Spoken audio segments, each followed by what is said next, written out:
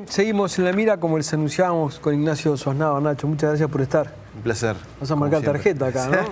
Bueno, por lo menos una vez por año, 2 veces por año. Está buenísimo, que vengas, muy amable por estar. Nacho, si tuvieras que decir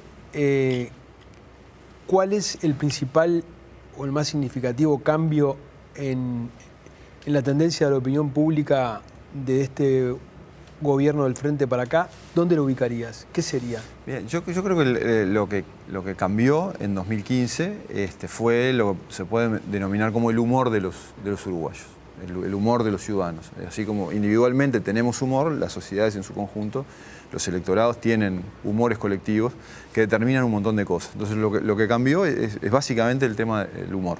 Este humor se vio afectado fuertemente por el humor económico, que es una de las dimensiones del humor. Empezó a haber sensaciones más negativas sobre la marcha de la economía, tanto sobre la economía actual como sobre las perspectivas hacia 1, 2 o 3 años. La gente, después de una década muy dulce, digamos, la gente empezó a ver algunos problemas de los cuales ya habían casi desaparecido del radar. Capaz que ya podemos mostrar la placa esa. Situación económica, la primer placa, sí, está bien. Y ahí vamos a ver una placa que compara las percepciones económicas en 2 momentos puntuales, ¿no? Esto no es una película, seguro, pero acá sí vemos solo 2 fotos, pero compara octubre del 2011 con octubre del 2016. Y si miramos las líneas azules, vemos que en octubre del 2011, las barras azules, el 34% decía situación buena, muy buena, la mayoría relativa, 46% ni buena ni mala, y un 19% mala, es decir, había división de opiniones, pero de saldo positivo. Y ahora tenemos, si miramos la línea roja, que es octubre de 2016, también un grupo importante en el medio, pero tenemos más gente. Sí, es una diferencia fuerte. Sí. Y eso que en octubre ya venimos remontando la cola, es decir, el deterioro fuerte de las presiones económicas fue durante 2015, estabilización en el primer semestre del 2016, con un golpe duro sobre junio con la consolidación o ajuste fiscal, los anuncios del gobierno sobre consolidación o ajuste fiscal. Ese fue el punto. Ese fue el punto más bajo, y a partir de ahí viene cierta recuperación. Pero vos decís que lo económico no es lo único que cambia. No es lo único. Y ahí también cambia las presiones sobre lo político, por ejemplo. Por ejemplo, la gestión presidencial, la evaluación de la gestión presidencial. Sin duda, la evaluación sobre la gestión presidencial es bien distinta ahora en este periodo que en los 2 periodos anteriores del Frente Amplio. Vamos a verla. Podemos verla, mirá. Bien, comparamos entonces con también octubre del 2011, 5 años atrás, en ese momento el presidente era Mujica, y nos encontramos con una aprobación a Mujica en ese momento de 47 y desaprobación de 27, es decir, un esquema de opiniones divididas, pero con 20 puntos de saldo positivo. El rojo es la situación actual, 34 a 36 con 29 en el medio, es decir, una cosa casi perfectamente en tercios, ¿no? Además, sí. Nacho, perdóname, sí, tanto Vázquez en el primer gobierno como Mujica habían tenido durante muchos años una aprobación muy alta, ¿no? Claro, sí, eso fue sostenido. De ambas gestiones habían tenido 50% el primero y más. en el último. Sí. Pero y ahí que estamos viendo algo en el medio, lo del medio era una brecha importante entre aprobación y desaprobación. Ahí veíamos 20 puntos de brecha a favor de Mujica. Si nos vamos 5 años más atrás todavía, a octubre del 2006, también Vázquez tenía 20 o más puntos de brecha entre aprobación y desaprobación. O sea, lo normal, salvo algunos momentos puntuales, que fue la reforma tributaria en el primer gobierno de Vázquez, muy puntual cuando se presenta la idea y generó mucho ruido, y 2 momentos puntuales durante el gobierno de Mujica, fue la aprobación de la ley de regulación de la marihuana y la ley interpretativa sobre la ley de caducidad. Salvo esos 3 momentos, uno en el periodo Vázquez o 2 de Mujica, siempre la brecha había sido favorable. Y ahora nos encontramos con que esta cuestión de dividida en tercios es casi permanente. Nacho, pero esas adhesiones tan altas que tenían Vázquez y Mujica no eran lo habitual, digamos. No, para nada. No eran habituales comparado con otros gobiernos. Para nada. ¿Esto es más parecido a lo que ocurría antes del gobierno del Frente? Mirá, te diría que si mirás la serie histórica, esto es mejor que lo que ocurría antes. Incluso mejor. Sí, claro. Es más parecido, pero aún así es mejor. Sí, es mejor. Tanto Lacalle como Sanguinetti, en sus 2 administraciones, gobernaron con niveles de aprobación claramente por debajo del 30%. Y Valle, que arranca muy alto con la Comisión para la Paz, etcétera, bueno, después tuvo la peor desaprobación que tenemos hasta ahora en un contexto muy particular. Estos datos que bien decías tú son una foto, ¿verdad?, de una película. Pensando a futuro, ¿se puede hablar de una crisis del modelo progresista a futuro? ¿Cómo se puede ver, analizar, sobre todo el tema de la evaluación, en este caso, de la figura del presidente? Claro, lo que pasa es que la evaluación de la figura del presidente del gobierno hay que interpretarla también en un contexto. Si yo no, ahí es muy difícil buscar causalidad. O sea, ¿hay parte del público que puede estar viendo un fracaso del modelo progresista y eso se traduce en un mal humor? ¿O es al revés? En realidad hay cuestiones del contexto, por ejemplo, la situación económica, etcétera, que genera un humor distinto y eso hace que el gobierno progresista luzca... bueno, eso no lo sabemos, es una combinación. Probablemente hay un poco de las dos cosas, pero lo cierto es que la estructura sí, efectivamente es distinta. Hay peores percepciones sobre la economía, hay una percepción peor sobre el gobierno, un aprecio menor al liderazgo político en general, midiéndolo colectivamente sin hablar de figuras individuales. Y bueno, y sí, la gente está sintiendo cosas un poco menos optimismo de que sentía en la última década. Y de todas maneras está rebotando en la intención de voto. Hay un cambio importante en la intención de voto. Vamos a ver esa placa. Dale. La placa de la comparación, 5 años de intención de voto, ¿no? Octubre de 2011, octubre de 2016. Dale, Nacho. Efectivamente, aquí tenemos una situación que es muy distinta. Lo ve más claro ahí. Hay que aclarar acá, obviamente, que hablar de intención de voto a esta altura del periodo es discutible. En otros periodos ni siquiera estas cosas estamos hablando públicamente de estos indicadores, estamos muy lejos. Claro. Ahora hay una especie de adelantamiento del ciclo electoral, por razones que tienen que ver con este descontento y con razones de proceso de cambio en algunos partidos, o posibles procesos de cambio, por lo menos en el Frente Amplio, y entonces se está hablando más de esto. Son estimaciones muy gruesas, pero lo cierto es que a la misma pregunta, con la misma metodología, en el mismo momento del ciclo, 2011-2016, pasábamos en 2011 una situación donde el Frente tenía 41% de la intención de voto y hoy tiene 33%, o sea, tiene 8 puntos menos que hace 5 años y entonces el punto de partida hacia la siguiente ciclo electoral es distinto. La suma de los partidos tradicionales entre sí es muy parecida, 39%, pero con una diferencia importante entre la posición del Partido Nacional y del Partido Colorado. El Partido Nacional está hoy en 28%, y muy cerca de la votación real efectiva que tuvo ya en 2009, y el Partido Colorado en este momento está en 11%, es decir, algo por debajo de la votación efectiva que estuvo en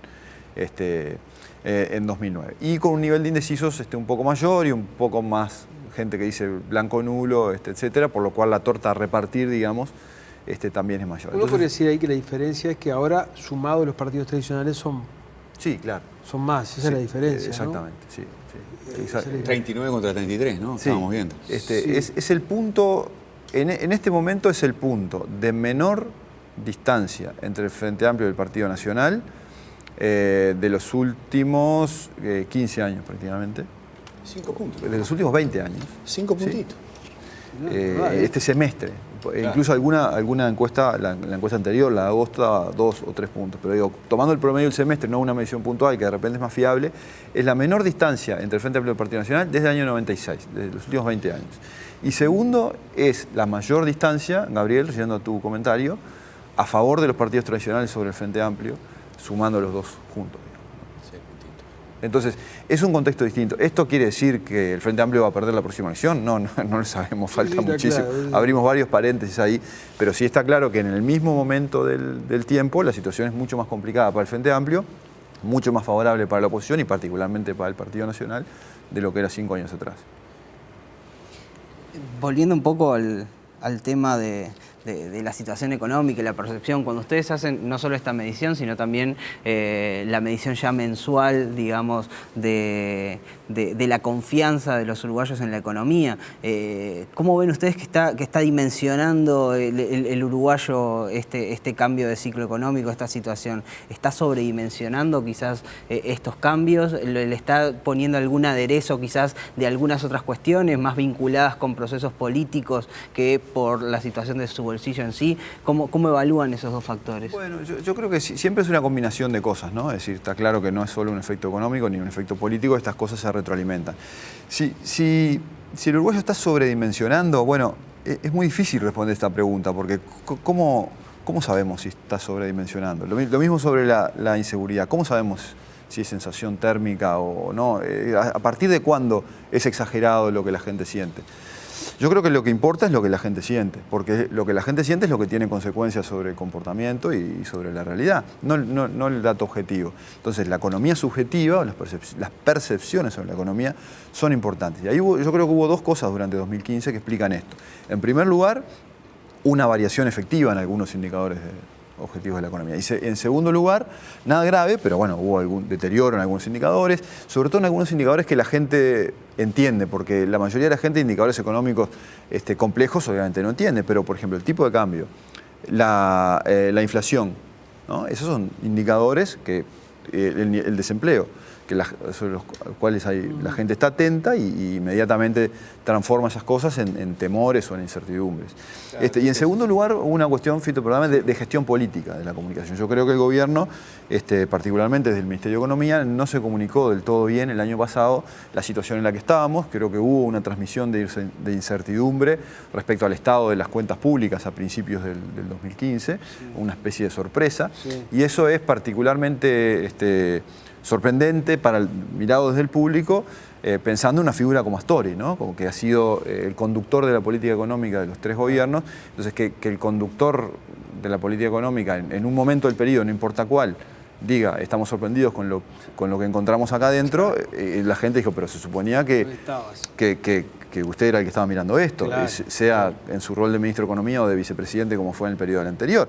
Entonces, está claro que quizá hay alguna cosa que no se podía conocer del todo bien, pero creo que la gestión de esa incertidumbre, en un marco además de donde ahí sí se mezcla lo político, de fuego cruzado dentro del Frente Amplio. Que eso es otro elemento, ¿no? Había desde el equipo económico, digamos, con el equipo de Sendik, ¿no? Está todo el fuego cruzado con relación a ANCAP, que venía ya del fuego cruzado con relación al caso Pluna, y esto continuó. Y bueno, y así como una barra, digamos, confía más en unos y entonces elabora juicios críticos con respecto, por ejemplo, a Sendik, la otra barra confía más en otros y elabora juicios críticos con respecto a Astori. Entonces ahí hubo un juego probablemente de perder entre ambos bandos, entre comillas. Nacho, el tema, alguna gente dice que, refiriéndose a las encuestas que miden la preocupación de la gente por los temas, por determinados temas, de que siempre hubo preocupación por el tema de la seguridad, pero que en otros momentos había una prioridad por el empleo, por ejemplo, que hacía que la seguridad estuviera más abajo, ¿verdad? Esta preocupación que se está instalando o que está instalada sobre el tema de la economía, ¿ha desplazado al tema de la seguridad? Venía creciendo y amenazando desplazarlo, porque venía cayendo la preocupación por la inseguridad, en parte como consecuencia, digamos, de la mayor preocupación por el empleo. Pero en este segundo semestre, en realidad, hemos vuelto a una cosa más parecida a lo anterior, por el doble efecto de que en realidad empieza a corregir un poquito las presiones económicas, el gobierno está comunicando mucho mejor, la inflación aparentemente está controlada, el tipo de cambio bajó, las noticias sobre el desempleo no son tan graves, los analistas económicos en realidad que en un momento pronosticaban una cosa más complicada para los próximos años, empezaron a corregir positivamente su proyección hacia el futuro. Entonces ese combo hizo que la preocupación por la economía en este segundo semestre se desinflara, conjuntamente con una agenda de inseguridad muy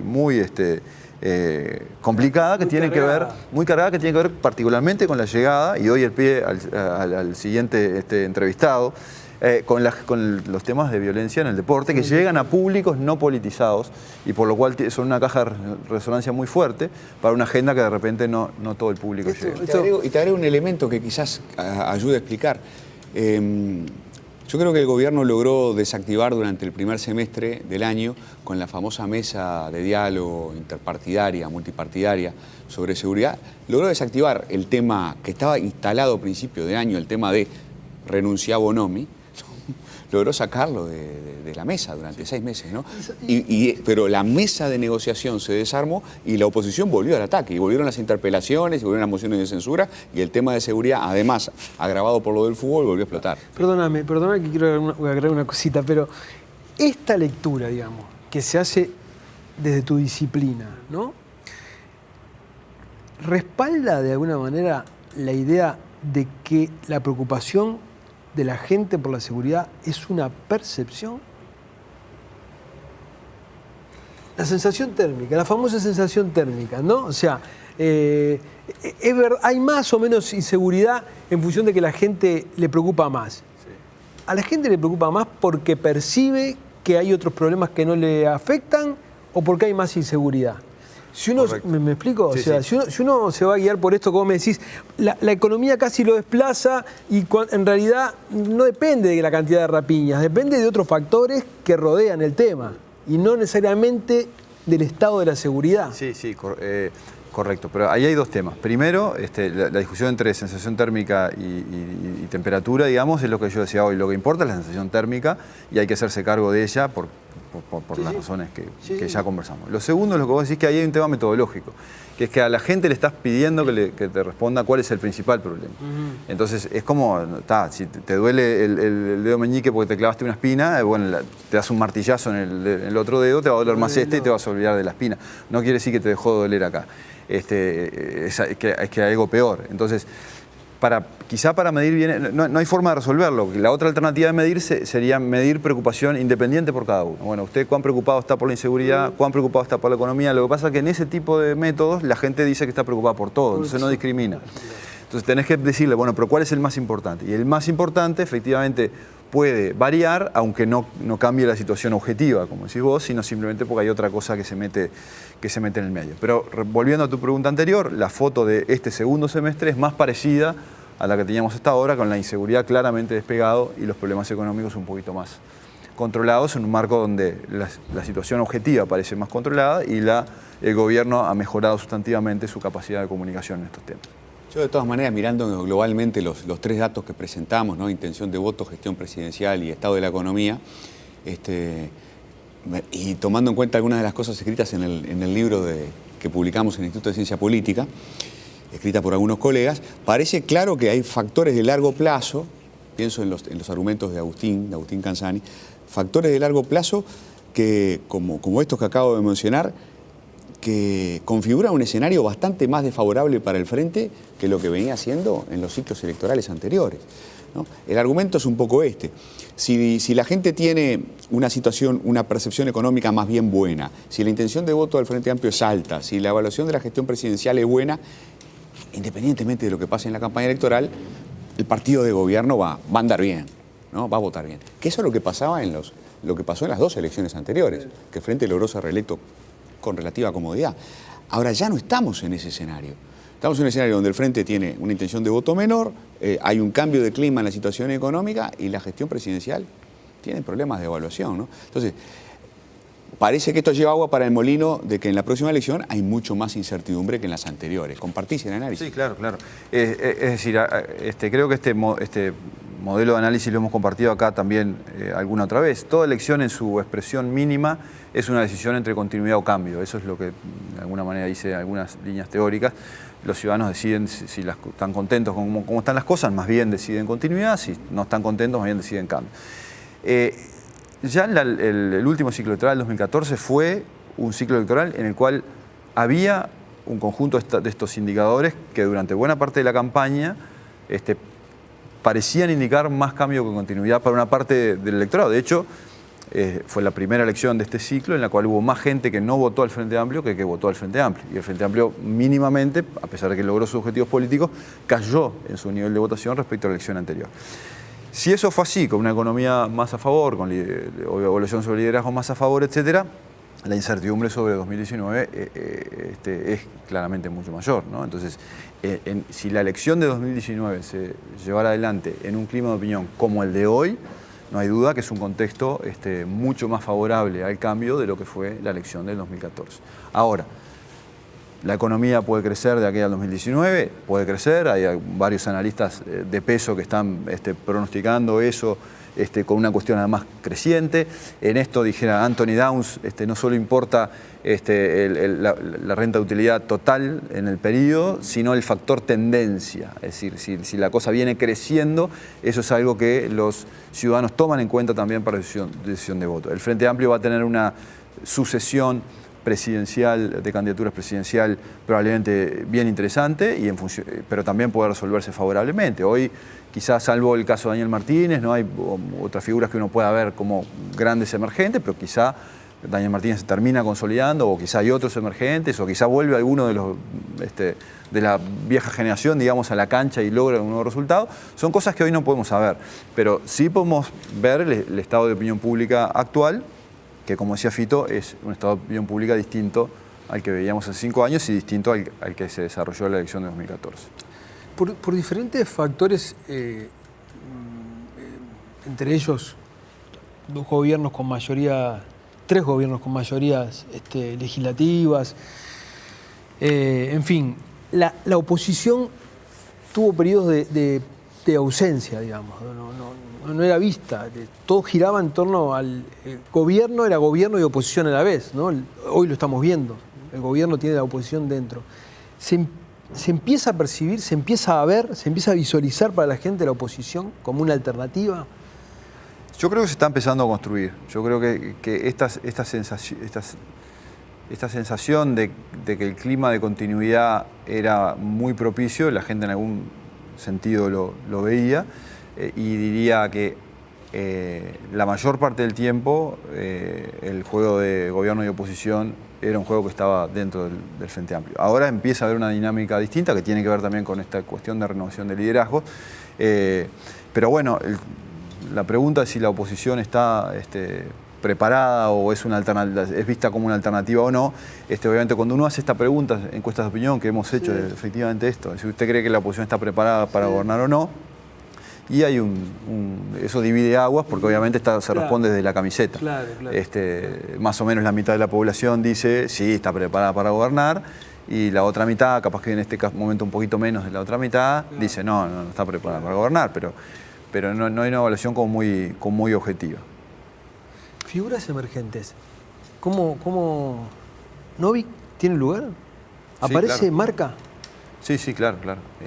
Novik tiene lugar y marca. ¿Como un fenómeno montevideano? Bueno, más montevideano que nacional, pero no solo montevideano. Lo que pasa es que ahí depende qué quiere decir marca y qué quiere decir tener lugar, ¿no? Es decir, no es una cuestión de blanco-negro, pero es una cuestión de matices. Sí. Y bueno, en la última encuesta de equipos, que fue realizada antes de la formalización del partido de la gente, por lo cual acá metodológicamente, como la pregunta de equipos es por partido, si se quiere puede haber un cierto paréntesis en Novik, pero marcaba un 2% de intención de voto el partido o 1%, no recuerdo bien ahora, pero 1 o 2% partido de la Concertación, partido de la gente, según cómo se preguntara. La popularidad de Novik, el nivel de simpatías de Novik a nivel nacional está en el entorno del 15%, por lo cual tiene un espacio para el crecimiento. ¿Cuánto? No lo sabemos, porque depende de lo que él puede hacer y depende también del espacio que los otros le dejen, ¿no? De los errores o aciertos que tengan los otros. Es decir, está claro que a diferencia de, por ejemplo, el candidato del Partido Nacional, sea Luis Lacalle Pou, o sea Jorge Larrañaga, o sea quien sea, o ninguno de los dos, cualquiera. Pones a Pepito como candidato del Partido Nacional, va a tener un nivel de votación importante porque es el candidato de un partido con una acumulación fuerte. Eso no lo tiene Novik. Novik no tiene un partido que acumule, entonces es un espacio por construir que depende de que exista desprendimientos de espacios de otros lados en un electorado partidista como el uruguayo. Está empezando a haber desprendimiento de los partidos, estamos en un momento de particular intensidad de ruptura con el fenómeno partidista en Uruguay como en otras partes del mundo, y en ese sentido Novik puede tener una oportunidad de crecimiento que también obviamente dependerá de sí mismo. No podemos aventurar nada de futuro. Nacho, como siempre, un placer, muchísimas gracias por haber estado. Muchas gracias. Que tengas un buen año, ¿sí? Muchas gracias. Nos vamos a una tanda y ya volvemos.